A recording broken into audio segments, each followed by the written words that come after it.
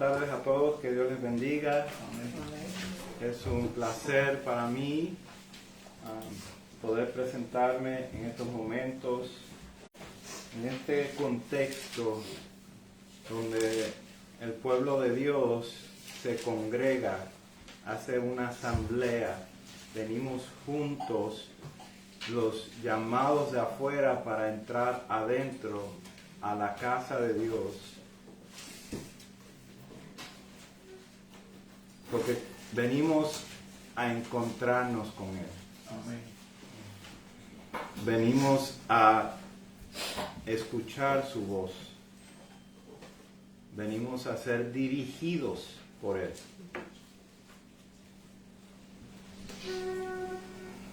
La iglesia del Señor es súper especial.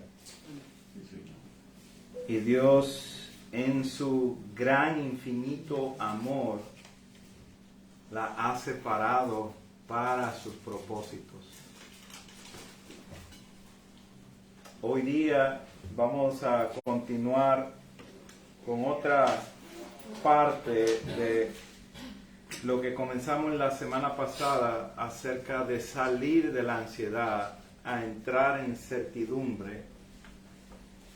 Y hoy vamos a continuar con eso que es certidumbre, que es esa certeza a la que debemos de caminar, que es esa verdad por la que necesitamos estar conscientes. Y una de ellas es la que acabamos de mencionar, la amada iglesia del Señor. Venimos este día, algunos tuvimos que salir muy rápido de la casa, apresurados, otros quizás molestos con alguna situación, con algún atraso, otros quizás como que dudando si hoy era el día para venir a la iglesia o no.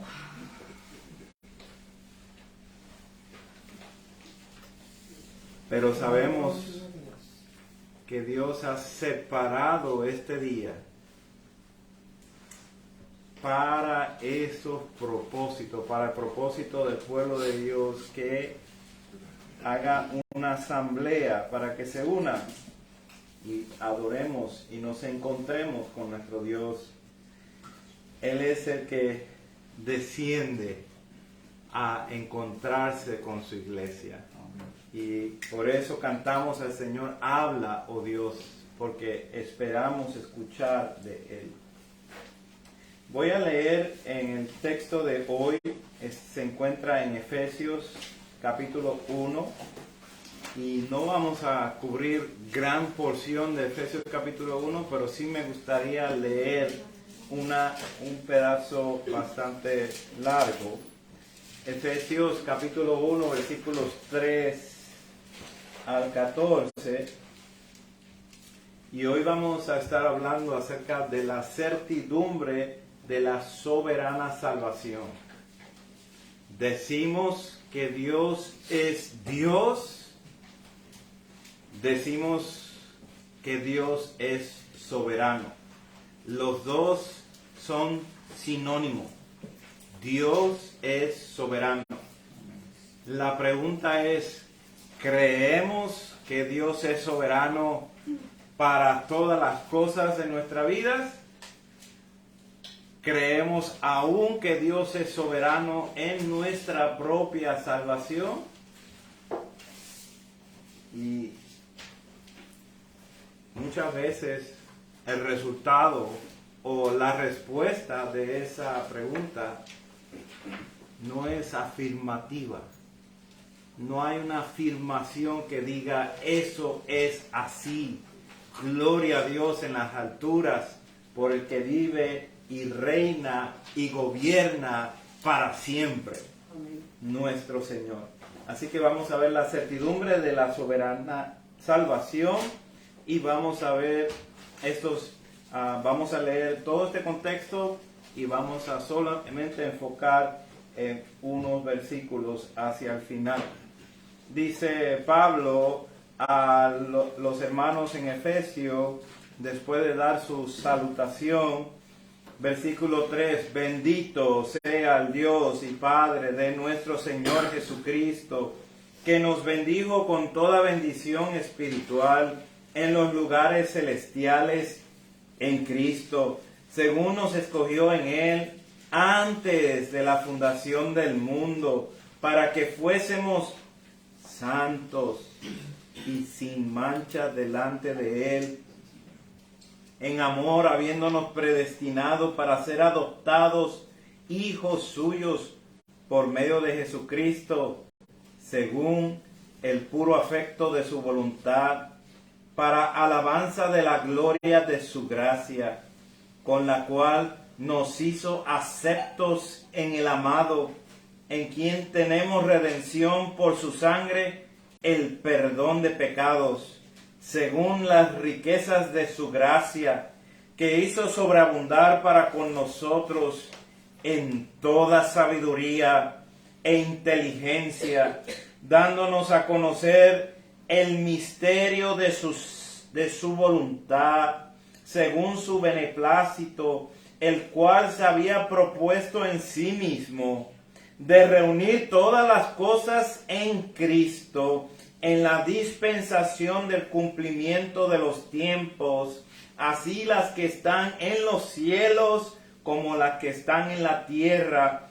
En Él asimismo tuvimos herencia, habiendo sido predestinados conforme al propósito del que hace todas las cosas según el designio de su voluntad, a fin de que seamos para alabanza de su gloria.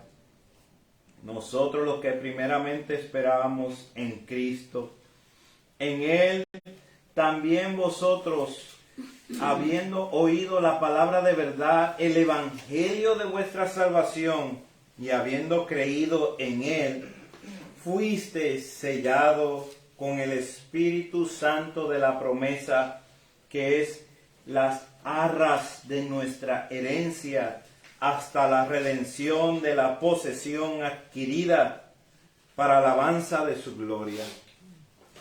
Dios bueno, Dios todo soberano, te rogamos que en esta hora nos ayudes a entender, a comprender este gran misterio, que tú eres soberano sobre todas las cosas. Ayúdanos a entender para poder descansar, reposar sobre la salvación que tú, oh Dios, has logrado para la alabanza de tu gloria en Cristo Jesús. Amén. Amén.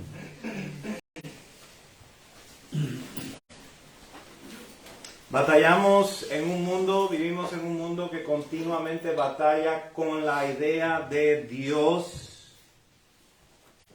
¿Existe Dios o no existe?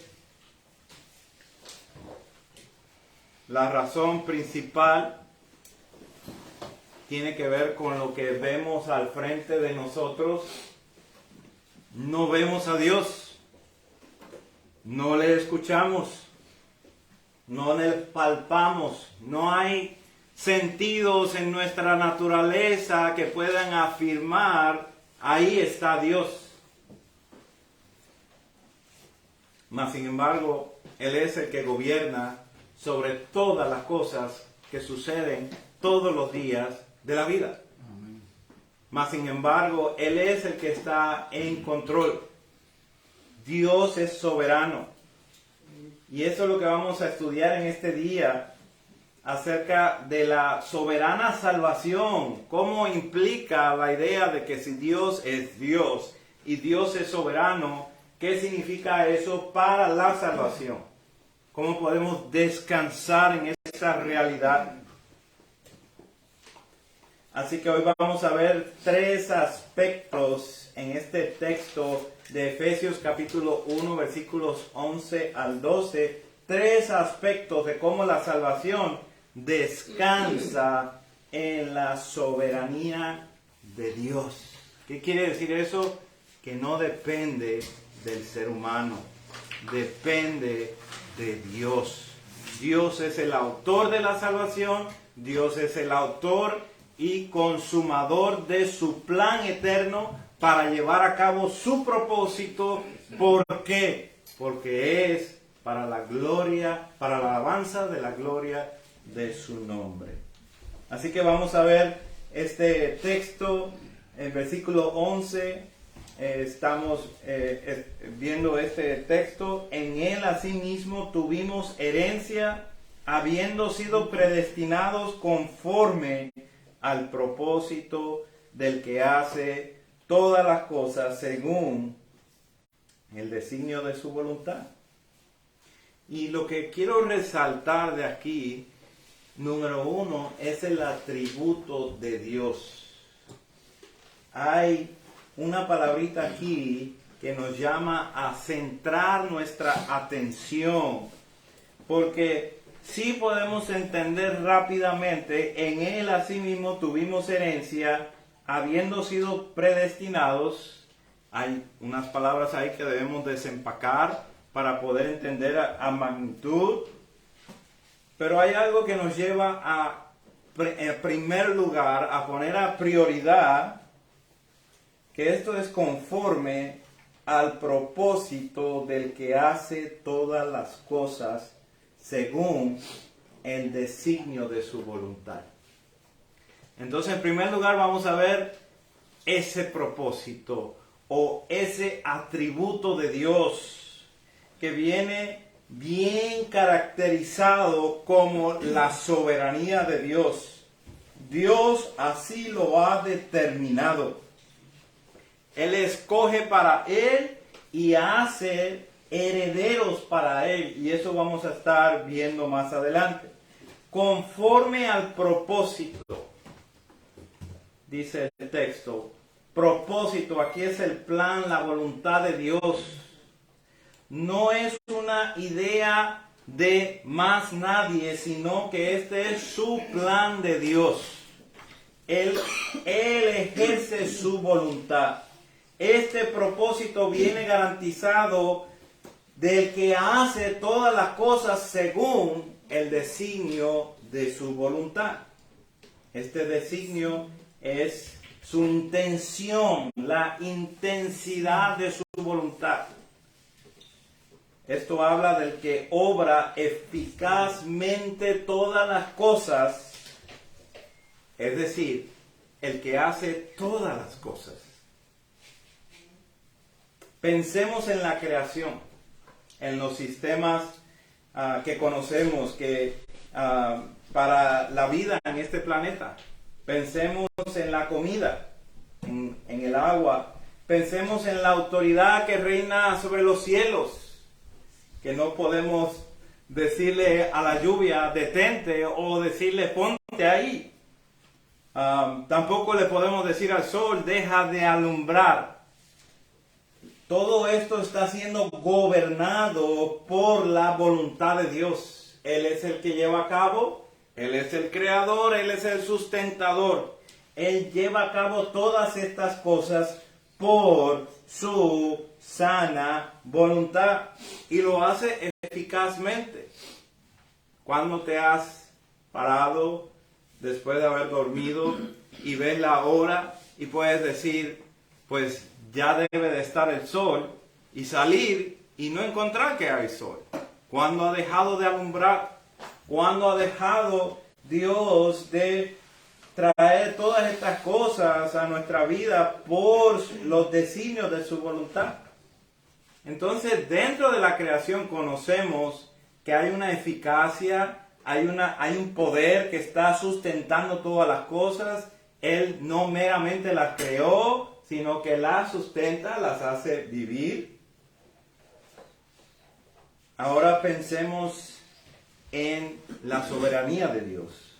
Isaías 46 nos habla acerca de las cosas de Dios que ha hecho anterior.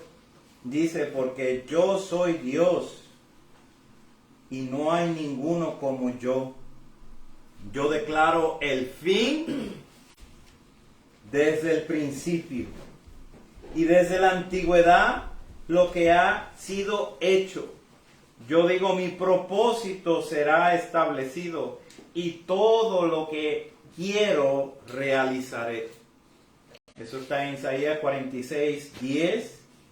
Él llama del oriente a un ave rapiña y de tierra lejana al hombre de mi propósito. En verdad he hablado, ciertamente haré lo que suceda. Dios en su propia palabra ha declarado que Él es el que lleva a cabo su voluntad. Él la ejerce, Él la ejecuta. Es Dios quien evita que su creación se autodestruya. Por eso no debemos de preocuparnos qué va a pasar con el mundo. El mundo y todo lo que está en el mundo le pertenece a Dios. No será destruido fuera de el alcance de Dios. Dios gobierna sobre todas las cosas. Dios dirige las cosas creadas para cumplir sus propósitos. Todos los eventos son cosas de Dios. Como no lo reconocemos a menudo, tenemos problemas con los acontecimientos en nuestra vida porque no parecen como que si vinieran de parte de Dios. Algunos acontecimientos decimos, amén, gloria a Dios, qué bueno que me sucedió esto. Pero muchos de ellos no decimos lo mismo. Más sin embargo, si le creemos que Dios es Dios y que Dios equivale a soberano, entendamos que todas las cosas vienen de acuerdo a sus propósitos. Proverbios 16:33 dice, la suerte se echa en el regazo, mas del Señor viene toda decisión. Esta es la idea de tomar unos dados y tirarlos y que salgan unos números ahí. Mas sin embargo, cuando ya caen esos números, ya cayeron con la decisión del Señor. Esto para algunos quizás se les haga increíble pensar, porque honestamente deja la idea pagana que estamos acostumbrados con una idea de suerte. Creemos en la suerte como si fuera algo que está fuera del control de Dios. Creemos en la suerte como si fuera algo, como otro tipo de Dios que está en control. ¿De verdad vas a creer en la suerte cuando crees que Dios es soberano? ¿De verdad vas a creer que Dios es soberano cuando tu vida se basa en suertes? Tengo suerte para esto, tengo suerte para aquello, y estimulamos la idea de la suerte. Mas sin embargo, en el plan soberano de Dios no existe la suerte, no existen los accidentes, no existen las coincidencias. Debemos continuamente estar aceptando las cosas que llegan a nuestras vidas y diciendo, Señor, aunque no la entiendo, te lo agradezco y ayúdame a entender qué necesito aprender acerca de esto. Dios es soberano en todos los aspectos de nuestra vida. Él es el que hace todas las cosas. Él es quien proveerá a nuestras necesidades conforme a sus riquezas en gloria en Cristo Jesús. Jesucristo habló acerca de esto muy claramente y muy detalladamente, siendo el Hijo de Dios. En Lucas y en los demás libros de los evangelios habla acerca de la vida que es más que la comida. Estamos muy familiarizados con este pasaje. En Lucas capítulo 12, versículo 23, y el cuerpo que el vestido. Y después dice, considera a los cuervos que ni siembran ni ciegan, que ni tienen despensa ni granero, y Dios los alimenta. ¿No valéis vosotros mucho más que las aves? ¿Y quién de vosotros podrá con afanarse añadir a su estatura un codo? Por más que esté afanado, pues si no podéis ni aún los que es menos, ¿por qué os afanáis por lo demás? Considera los lirios, cómo crecen, no trabajan ni hilan, mas os digo que ni aun Salomón con toda su gloria se vistió como uno de ellos. Y si así viste Dios la hierba, que hoy es y mañana ya no es echada en el horno, ¿cuánto más vosotros, hombres de poca fe? Vosotros pues, no os preocupéis por lo que habéis de comer, ni por lo que habéis de beber, ni estéis en ansiosa inquietud, porque todas estas cosas buscan la gente del mundo. Los que no ven a Dios, los que no están interesados por Dios, los que están indiferentes hacia Dios, los que viven su vida como si Dios no existiera. Pero vuestro Padre, que sabe que tenéis necesidad de estas cosas, Él las conoce. Y hace una promesa: busca primero el reino de Dios y su justicia, y todas estas cosas os serán añadidas. Entonces, el mandamiento es claro: no estemos afanosos por lo que ha de venir, por el día de mañana, o cómo vamos a vivir. ¿Por qué? Porque el Dios, que es Dios soberano, es el que está en control. Simplemente observa la naturaleza. ¿Quién la cuida? ¿Quién le da? ¿Quién le hace vida? ¿Quién hace todas estas cosas? Proverbios 16:9 dice: la mente del hombre planea su camino, pero el Señor dirige sus pasos. El hombre planea, sí, y hace planes, pero Dios es el que dirige esos pasos. Dios quien hace todas estas cosas. Si llueve, es Dios el que hace llover. Si no llueve, es de Dios. Si el presidente hace un decreto, Dios está finalmente de ese decreto. Y si no lo hace, Dios está finalmente detrás de él. La Escritura afirma una y otra vez que Dios es soberano y su providencia está trabajando, guiando en todas nuestras vidas, en todas las cosas. Y afirma una y otra vez la realidad de nuestras decisiones y acciones. Realmente tomamos decisiones. No estamos hablando de un Dios que simplemente está manejando a todos los seres humanos como Él quiere. Estamos hablando de un Dios que sabe utilizar nuestras deficiencias, nuestras costumbres, que sabe utilizar aún el vocabulario de nosotros, aún las intenciones de nosotros. Dios está muy arriba y sus pensamientos no son como los nuestros.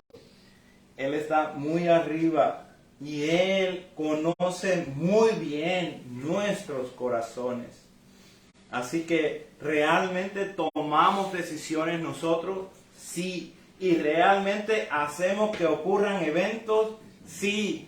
Tenemos opciones y estas opciones producen resultados reales. Eso es una verdad. También Dios es soberano y nosotros llevamos a cabo diferentes acciones. Bien, Wayne Grudem, un teólogo que estudiamos en el seminario, dice esto acerca de la soberanía de Dios.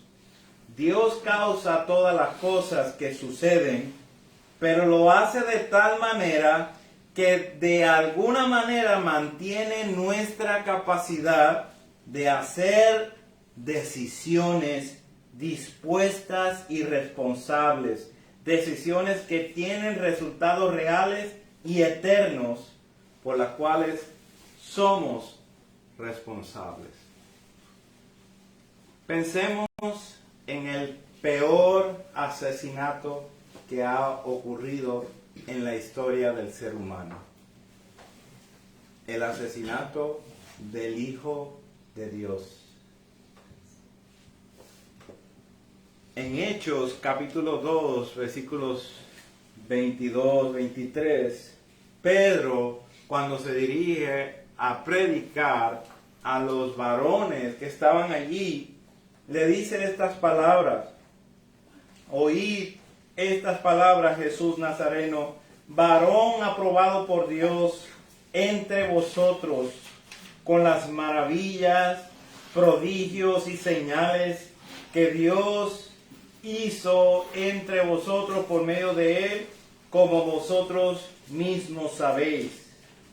Y este es el versículo número 23 que rompe con todas las ideas que nosotros traemos insignificantes acerca de la soberanía de Dios. Versículo 23. A este, refiriéndose a Cristo, entregado en primer lugar por el determinado consejo y anticipado conocimiento de Dios, prendisteis y matasteis por manos de inicuos, crucificándole. Así que el peor de los asesinatos, haber crucificado al justo, al único justo sobre la faz de la tierra, haberlo condenado injustamente, haberlo escupido, abofeteado y haberlo maltratado en múltiples maneras, incluyendo latigazos. A este, dice su palabra de Dios, Él lo mandó a crucificar por medio de estos hombres celosos de Él, de estos hombres que tenían maldad en sí mismos y eran responsables por lo que hicieron con Jesucristo. Pregunta: ¿entonces es Dios el que produce ese mal? Y la palabra nos enseña: de ninguna manera. Claro que no. Dios es santo y no hay nada de maldad, de oscuridad en Él. Pensemos en esto ahora que estamos leyendo el libro de Génesis acerca de José, el hijo de Jacob, de todo lo malo que le aconteció, todo lo que le sucedió contra él. Mas Dios lo encaminó a bien para hacer lo que vemos hoy, para mantener en vida a ese pueblo, al pueblo que Dios había escogido.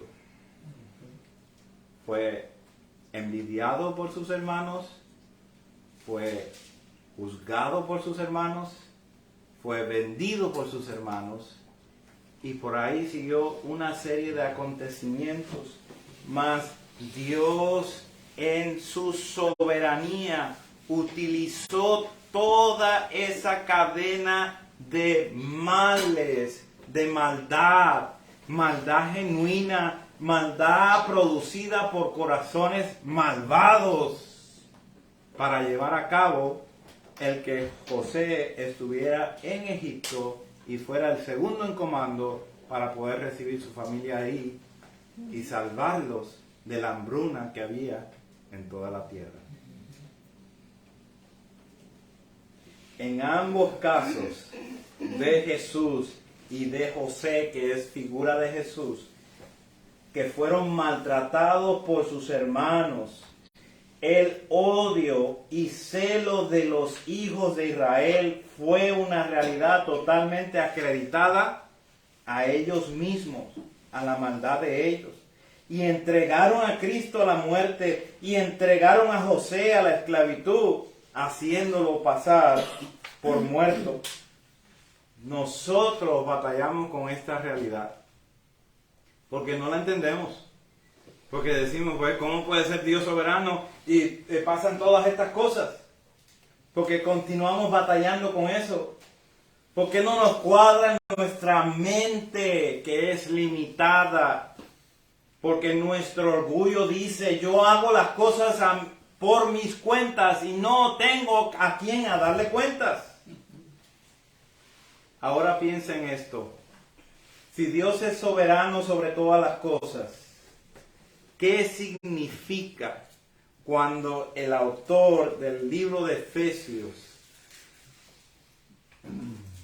pone la soberanía de Dios para exponer la salvación del hombre? Él está exponiendo y extrae el atributo de Dios de soberano para explicar que este Dios soberano es el que llevó a cabo la salvación. Por eso vemos el punto número 2, la realización efectiva de Dios, cómo Dios lleva a cabo su soberanía. Y vemos aquí al principio del versículo 11, en Él asimismo tuvimos herencia, habiendo sido predestinados. Obtuvimos herencia. Dice el versículo 3 de Efesios 1, para ser bendecido con toda bendición espiritual. Y estaba pensando y meditando acerca de qué se requiere para obtener esta bendición. Se requiere poder heredar la bendición. Una vez más, lo que estamos leyendo el libro de Génesis, sabemos que la herencia ahí es muy enfática. Se enfatiza mucho, se subraya mucho la idea de herencia. Y aquí en nuestro texto viene a resultar otra vez como parte de ser bendecido con toda bendición espiritual. Necesitas poder heredar. En los días de Abraham era muy importante la herencia. La pregunta que tenemos es, ¿con cuál hijo iba a heredar la bendición Abraham? Y sabemos que inmediatamente nos dirigimos a Isaac. Acuérdense que él tuvo otro hijo que se llama Ismael. Pero no fue con Ismael, fue con Isaac. Ahora, ¿con cuál hijo iba a heredar la bendición Isaac? Ahora, otra vez, tenemos dos hijos. Uno que se llama Esaú y otro que se llama Jacob.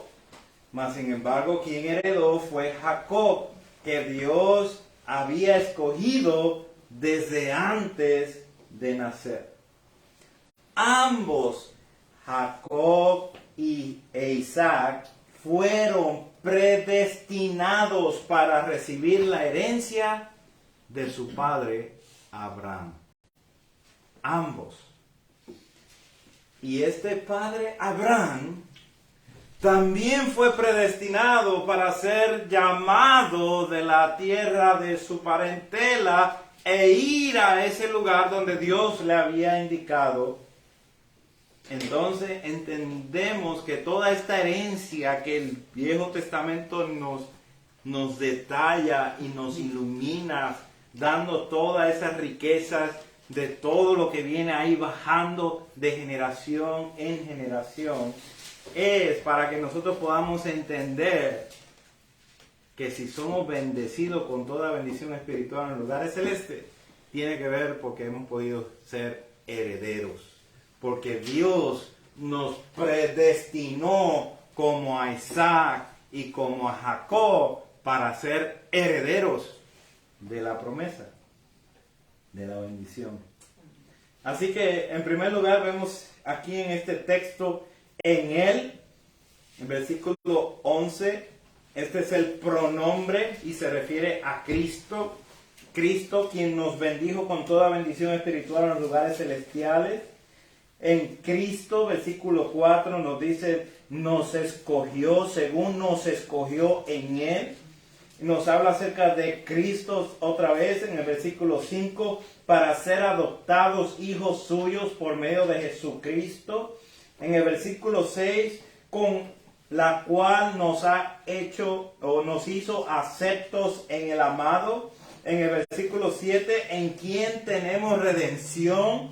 Y en el versículo 10, para reunir todas las cosas en Cristo. Nota otra vez que esto es un énfasis. La palabra de Dios nos lleva a conocer a Cristo. Y aquí el apóstol está trayendo todo esto a nuestras vidas para que conozcamos que todo el propósito de Dios está centrado en una persona, en Cristo Jesús, que por Él es que somos bendecidos, por Él es que nos ha hecho participar de la herencia de Él. Asimismo dice, asimismo tuvimos herencia.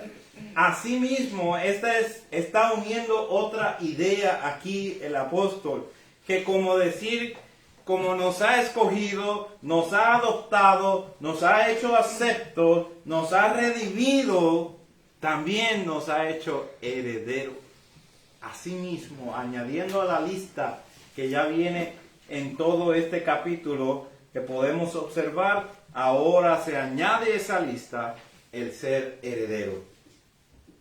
El hecho que Dios tuviera memoria del ser humano y lo rescatara de las llamas del infierno sería más que abundante gracia. Yo creo que la mayoría de las personas dirían amén. La mayoría de las personas estuvieran contentísimos con el simple hecho de poder escapar del infierno. Mas sin embargo, no se queda ahí. Eso es muy corto, la verdad, es muy corto. Lo que hace Dios, Dios soberano, en esta salvación es muy alto. Le hace pertenecer a su familia de Dios, no solo para librarle de las tinieblas, sino que lo hace verdaderamente y legalmente su hijo, adoptándolo dentro de la familia de Dios. Esta adopción es una adopción legal. ¿Qué quiere decir esto? Por implicación que todo el mundo, la mayoría, no son hijos adoptados de Dios. Son criaturas de Dios y pueden referirse a Dios como Padre, siendo el creador, la fuente de todas las cosas. Pero no tienen esta adopción que habla la palabra muy claramente. Dios ha dado a conocer a su Hijo para que por medio de su Hijo pasemos a ser adoptados a su familia. Y estando en su familia, entonces somos llamados hijos de Dios en una adopción legal. Y esta adopción legal no se queda ahí, se evidencia en una herencia. Hay una herencia para el nuevo hijo. Y es lo que nos dice el pasaje. Habiendo sido predestinados, esto es, apartados y separados para esa determinación que Dios había planeado desde antes de la fundación del mundo. Él había determinado estas cosas. El Dios soberano ha predestinado y ha determinado lo que van a recibir la herencia, así como la recibió Isaac y no Ismael, así como la recibió Jacob y no Esaú. Dios es Dios y Él tiene el derecho, porque Él es Dios, de escoger a quienes va a rescatar de las tinieblas. Él tiene el derecho, porque es soberano, para escoger con su misericordia a quienes va a ser hijos en adopción legal por medio de Cristo Jesús. Porque Él es Dios, porque Él es soberano.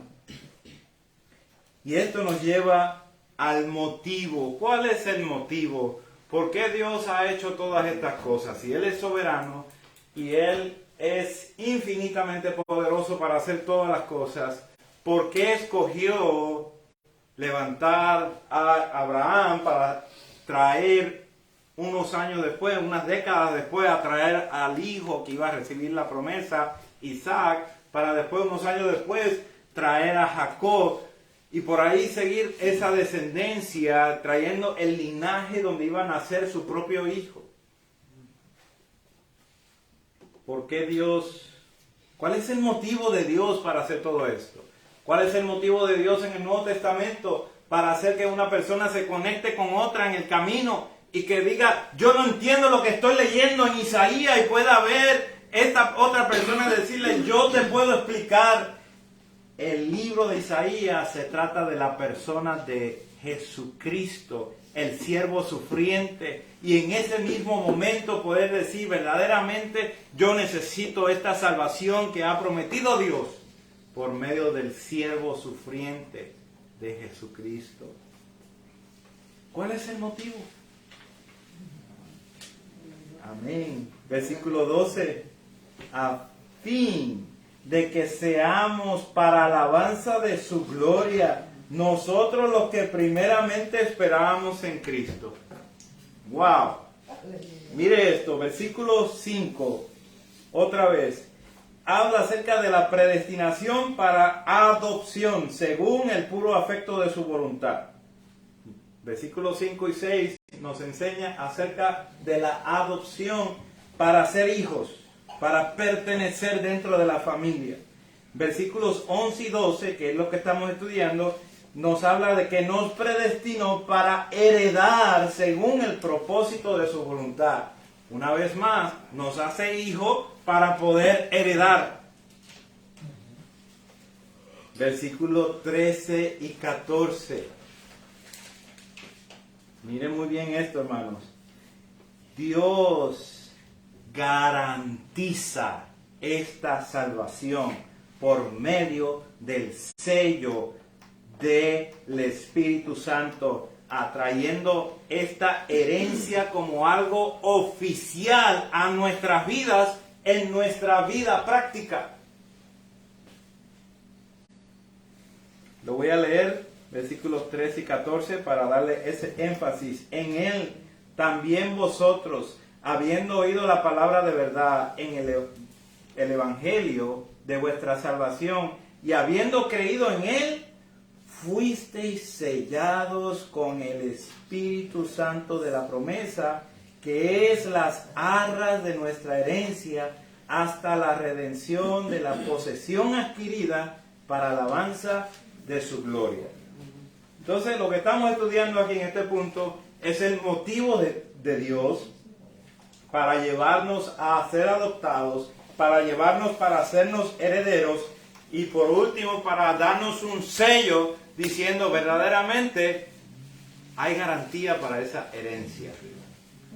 Hay una garantía para esa herencia. Esta herencia viene por medio de la predestinación de ser adoptado y de poder heredar. Esta herencia se manifiesta en una experiencia de la vida real. ¿Cómo es eso? Pues leámoslo ahí, lo dice en versículo 13, habiendo oído la palabra de verdad, el evangelio de vuestra salvación, y habiendo creído en él, escuchamos el evangelio y respondemos al evangelio. Escuchamos la palabra de verdad y respondemos a esa palabra de verdad con afirmación Y esto es una demuestra en nuestras vidas que verdaderamente Dios ha estampado su sello del Espíritu Santo en nosotros, que es la garantía de esa herencia gloriosa. De tener a Cristo. Lo tenemos todo con Él.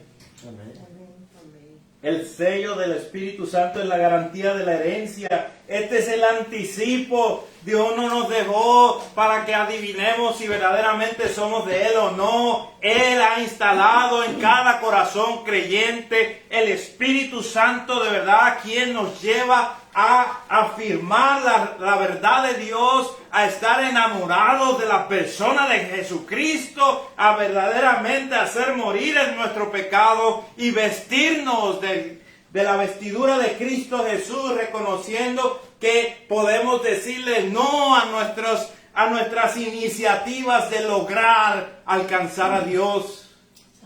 Y poder decir verdaderamente, necesito a Cristo, que Él es el que me hace alcanzar a Dios, que Él es el que me habilita para que yo le pueda creer a Él, para que yo pueda venir hacia Él, para que pueda vivir garantizado por Él. Cuando escuchamos la palabra de la verdad y respondemos en fe hacia Dios, verdaderamente eso se demuestra caminando, siguiendo a Cristo, tomando nuestra cruz, verdaderamente caminando hacia Él, confesando con nuestra boca que Él es el Señor de nuestras vidas y creyendo en nuestros corazones que Dios le levantó de entre los muertos, que verdaderamente esos acontecimientos sucedieron y fueron escritos para que nosotros tengamos vida y tengamos vida eterna en Cristo Jesús.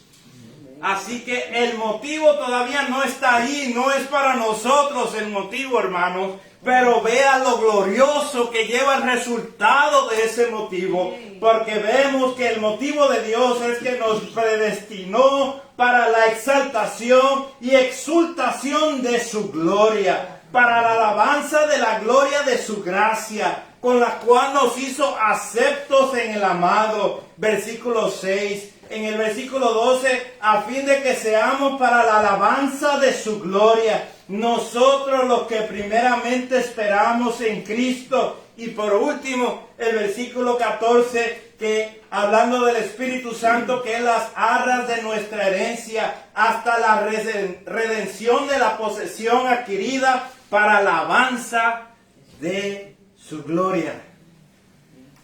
Ese es el motivo. Dios es santo. Y Él dice que nadie se va a interponer en lo que Él va a hacer. Satanás no es contrincante para Dios. Todos los demonios juntos no son contrincantes para Dios. Nadie se va a interponer. Dios trajo a su Hijo y trató Satanás de desviarlo y quitarlo de su camino, pero llevó a cabo exactamente el plan de Dios para su gloria, para la alabanza de su gloria. La iglesia de Jesucristo permanecerá.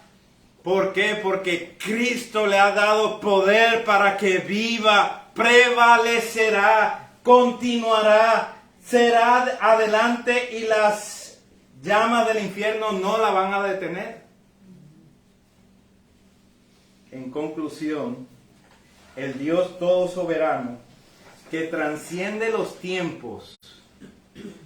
Usted lo puede leer en el libro de Génesis, como más de 2000 años de historia de entre el libro de Génesis al libro a Mateo, al tiempo de Jesucristo. Más de 2000 años de historia.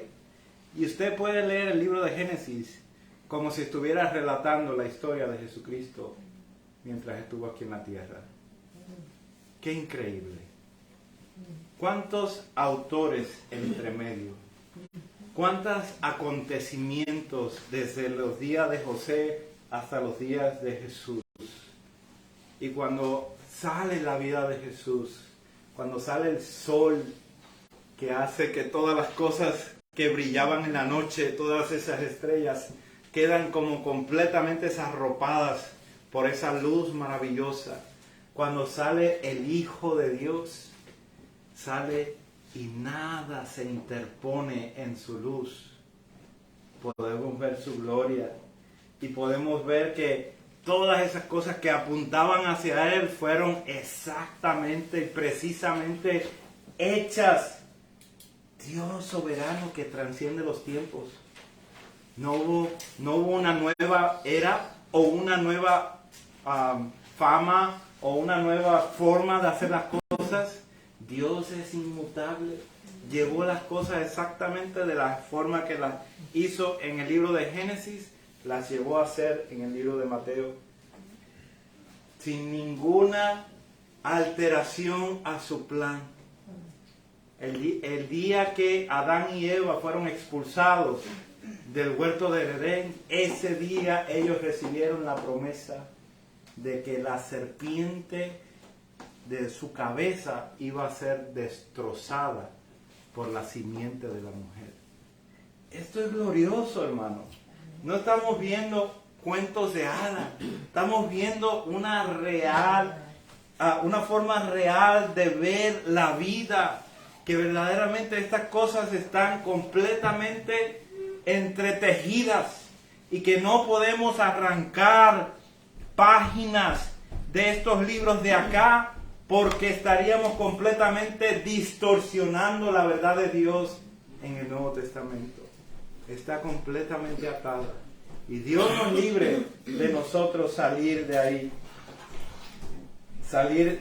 hacer un cambio con estas cosas. Dios nos ayude a leer lo que estamos leyendo cada día para poder ver más y más a Cristo Jesús, para poder ver que Dios verdaderamente escogió a un pueblo, una nación santa en los tiempos del Antiguo Testamento, como lo ha hecho en los tiempos del Nuevo Testamento, para la alabanza de su gloria.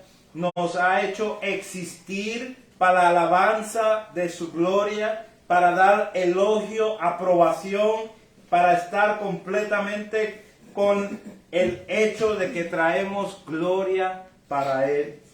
Y por último, hermanos, este versículo 12, nosotros los que esperábamos, lo que primeramente esperamos en Cristo, verdaderamente Dios ha predestinado, ha llevado nuestras vidas a esperar a Cristo. A pesar de toda la maldad y todo el pecado que hay en nuestras vidas, a pesar de todas las situaciones incómodas que sucedieron en nuestra vida, Dios en su misericordia soberanamente ha hecho llevar este mensaje a todos aquellos que Él había preparado para recibir el glorioso mensaje del Evangelio. Vivamos hoy, hermanos, como que le pertenecemos a Él. Vivamos hoy con esta idea que verdaderamente fuimos sellados, fuimos hechos herederos y fuimos adoptados para que nosotros seamos para la alabanza de su gloria. Que nuestras vidas estén completamente expresando esa verdad. Dios de toda gracia, Dios de toda bondad, te rogamos que nos ayudes en esta hora a asimilar esta verdad, a rendirnos ante ti, y reconocer que aunque no entendemos, podemos afirmar. De eso se trata la fe. Podemos afirmar tus verdades. Ayúdanos en esta hora a hacerlo para la alabanza de tu gloria. En Cristo Jesús. Amén. Cantemos.